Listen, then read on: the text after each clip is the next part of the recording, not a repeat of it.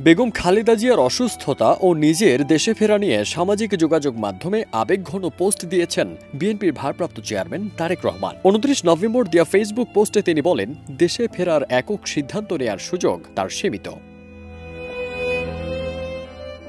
সাবেক প্রধানমন্ত্রী ও BNP chairperson Begum Khaleda Zia গুরুতর অসুস্থ অবস্থায় ঢাকার একটি বেসরকারি হাসপাতালে আইসিইউতে চিকিৎসাধীন রয়েছেন। তার দ্রুত আরোগ্যের জন্য দেশজুড়ে বিভিন্ন শ্রেণীপেশার মানুষ দোয়া ও প্রার্থনা অব্যাহত রেখেছেন। তারেক রহমান বলেন, বাংলাদেশের সাবেক প্রধানমন্ত্রী দেশনেত্রী বেগম খালেদা জিয়া গুরুতর অসুস্থ ও সংকটাপন্ন অবস্থায় হাসপাতালের নিবিড় পরিচর্যায় রয়েছেন। তার রোগ মুক্তির জন্য দল মত নির্বিশেষে দেশের সকল স্তরের নাগরিক আন্তরিকভাবে দোয়া অব্যাহত রেখেছেন। মাননীয় প্রধান উপদেষ্টা তার রোগ মুক্তির জন্য দোয়ার সাথে সাথে চিকিৎসার সর্বত সহায়তার প্রতিশ্রুতি ব্যক্ত করেছেন।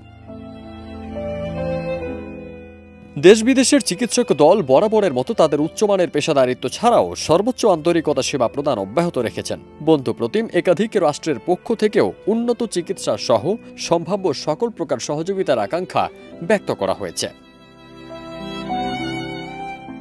সর্বজন শ্রদ্ধেয়া বেগম খালেদা জিয়ার প্রতি সকলের আন্তরিক দোয়া ও ভালোবাসার প্রদর্শন করায় জিয়া পরিবারের পক্ষ থেকে সকলের প্রতি আন্তরিক ধন্যবাদ ও গভীর কৃতজ্ঞতা জ্ঞাপন করছে।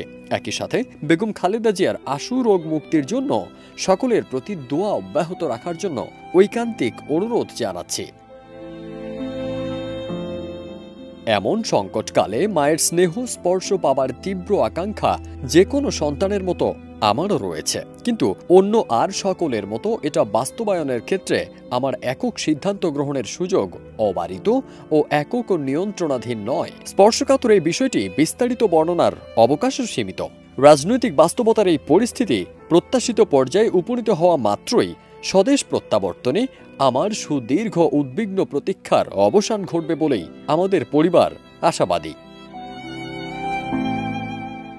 এদিকে বাংলাদেশ জাতীয়তাবাদী দল বিএনপির এক বিবৃতিতে জানানো হয়েছে, বিএনপির ভারপ্রাপ্ত চেয়ারম্যান তারেক রহমান ও জিয়া পরিবার বেগম খালেদা জিয়ার দ্রুত রোগ মুক্তির জন্য দেশের জনগণের প্রতি কৃতজ্ঞতা প্রকাশ করেছেন। ফারদিন সানি, দেশ রূপান্তর।